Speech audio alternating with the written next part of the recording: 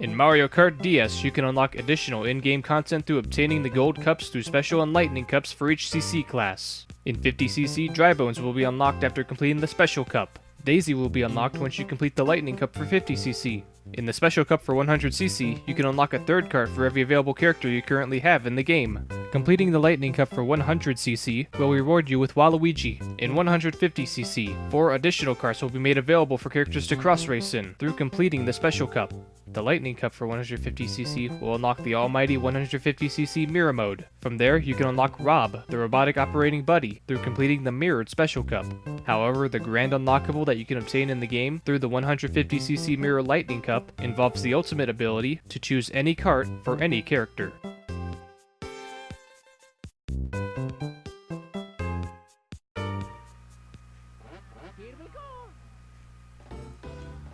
Hello everybody, this is Nintendo 14. Welcome back to the year of Mario Kart.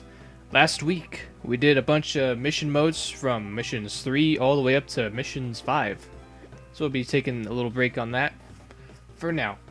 This week it's usual business as usual, in that we're going to start things off with the Lightning Cup, and we now got a couple new characters. We got Daisy and Dry Bones. I went ahead and did what the intro segment told us, and that you can unlock these two characters from completing all there is to complete in the 50cc section of the Grand Prix. So I'll go ahead and give Dry Bones the first test drive in the new unlockables that are in this game. We shall take that to the Star Cup. And now I shall go over the dreaded list of the 5 things I dislike about Mario Kart game. Sad to say that this game is not even this game is safe from its fair share of problems, and I'm here to share 5 of those right here right today. Right before it, Dry Bones is immediately the best handling car in the game. You will have an easy time playing as Dry Bones in Mario Kart DS. I promise you that. Even more so on the off-road tracks. And there's an item box right there. If you're racing here on not Dry Desert, but but on DK Pass, try to get the item box. It's a pretty neat item box that no other item box is quite like it. And if you can get it in any kind of scenario, it'll help you out. So enough about that. Now let's go over number 5 on things I dislike about Mario Kart DS, and that's going to be the lack of shortcuts here. Believe it or not, ladies and gentlemen, this is that game where you don't find yourself using that many shortcuts, probably because of something that I'm going to have later on the list, or it's a double whammy on reasons on why, not many people would use shortcuts here. I mean, this game does have its fair share of shortcuts, but you're not going to see a whole lot of shortcuts from any of the new tracks. I mean, if there are tracks from the retro tracks that have shortcuts, they're there, but it just doesn't feel as useful in this game, especially with the mechanics that are in this game, like I said. So some tracks don't even have patches off track that can provide shortcuts. Like if I feel like if there's a section where it could have a shortcut that doesn't get utilized, like right there, that could have been a shortcut, but instead it's blocked off in DK Pass. So yeah, the one main problem of not having any shortcuts is that now the game isn't helping and becoming comeback friendly. I mean, without the shortcuts, it kind of feels more like a racer-oriented kind of race, and that's the only way you can stay out in front or get to the front is if you can get some speed the normal way on how you can get around tracks, whether it be hugging the corners through each turns and try to generate as much speed without the shortcuts. So that's a pretty small disappointment in there not being too many shortcuts here in this game. So now let's move on to number 4 of the 5 things I don't like about Mario Kart DS, which will be the kart balancing. Unfortunately, how things work in this game is that this game feeds off of what your acceleration stat is, and that the higher it is, the more mini turbo boost you get. And the more mini turbo boosts that you get, then that's just extra speed that you can generate while getting around corners. So really, the only carts with good acceleration and on top of that decent handling are remotely viable. Most of carts without good accelerations are going to be paired with stats that really don't complement the plus stat. So take for example a cart like Bowser that has great speed, but it has and its other stat being a really decent drifting handling. That's not going to be very useful in, say, like when you're power sliding, and in that if you're trying to make a hard steer left and then you pull off the drift, you get a very subtle amount of mini turbo boost in that you don't get that much because of Bowser's cart's low acceleration. So after all that's said and done, you also need to straighten yourself out after the drift, and that won't be easy because of Bowser having really low acceleration. So across the boards, if you use a cart like Bowser, or even DK or Daisy, which we just unlocked in this part, it's gonna feel real awkward to mini turbo boost with any of those characters. And power sliding for this game, it's probably one of the more important things that you can master in this game, and it's your main tool in generating really fast lap times and staying in first. And to use carts like Bowser's or DK's that don't have any of those good traits that make a good cart viable, it's a big blow to the cart balance. And that's why whenever I'm playing this game casually, whether to grind stuff, I usually only play as Luigi, Toad, Yoshi, or Drybones. I don't see myself playing as any other cart. Maybe Mario, because he's the next guy that remotely has decent acceleration. But other than that, a good chunk of the character roster is just flushed down the toilet in terms of how their stats work.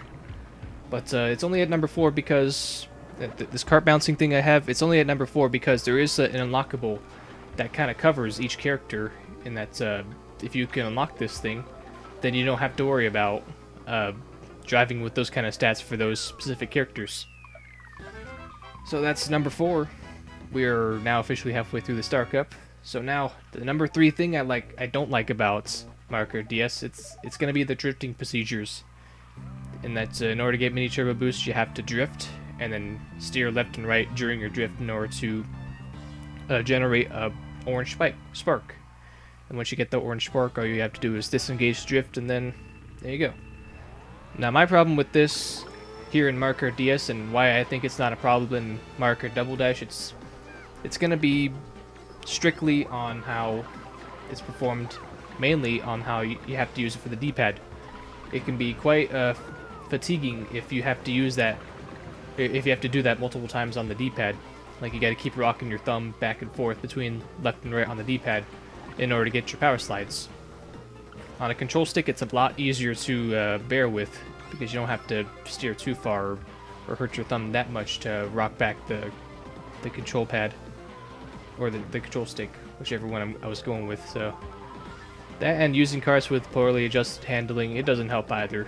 And of course, we all know the one thing that's really made an infamous name for Mario Kart DS, which is the snaking, and that's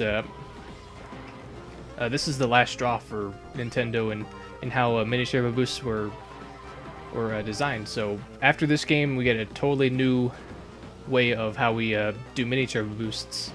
And we can all blame it on the snaking, and that it can be abused. So that way, you can also you can get a huge chunk of speed through the mini turbo boosts. That, and sad to say, like the courses don't complement the whole drifting procedure crisis too well, because there are plenty of straightaways, long straightaways, where you can get away with a huge streak of snaking. That, or maybe it's because of how wide the track is. That also does result in more snaking possibilities. So that's number 3. Moving on to number 2, that's going to be the cart wall. Let me rephrase this: the cart wall collision and off-road physics. What I mean by this is that anytime you hit any of the patches of dirt or grass that are off-road, mainly there to show that you're going off track, or you're going out of bounds.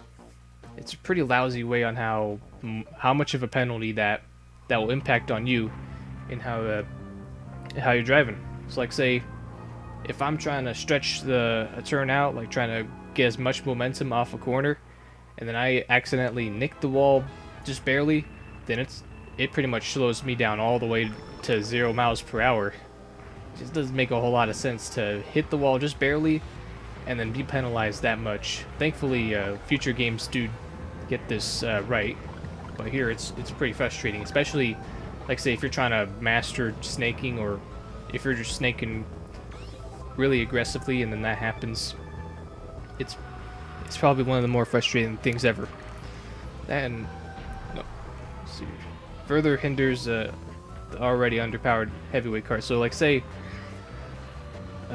you're doing all the things that I've already mentioned and you're a heavyweight, that also goes to how underpowered the heavyweights really are in Mario Kart DS, and that's one mistake and then all of your top speed which is the stat that the heavyweights only have going in Mario Kart DS, all that's erased because you hit the wall. Alright, so that's all I got for number 2, for the things I don't like about Mario Kart DS. And now the number 1 thing I don't like about Mario Kart DS, and it's something that it has plagued me throughout all of my times of playing Mario Kart DS since the very beginning, and I think it still does to this very day. That is if I'm playing it on the actual system. That's going to be the DS buttons and the handwear. You're going to get cramped pretty easily playing this game, unless if you don't have all the right accessories that will make comfort the best for you. So imagine yourself playing this game on the Nintendo DS Lite, or just some DS that are too small for your hands, like mine are, and because of this, you're trying to muster for whatever grip you can to hold on to your DS, and so you gotta use a bit more grip onto the shoulder buttons. So where I'm getting at this with this is that, say you're holding out, you want to hold out 2 items, 1 banana and 1 green shell, 1 in reserve and then 1 dragging out. In order to do that, you have to hold the L button. Problem is, with an awkward handle on how you the hold onto the DS, it can cause some problems in the L button's performance, in that you're abusing the L button more so because you're using more force to hold down the L button.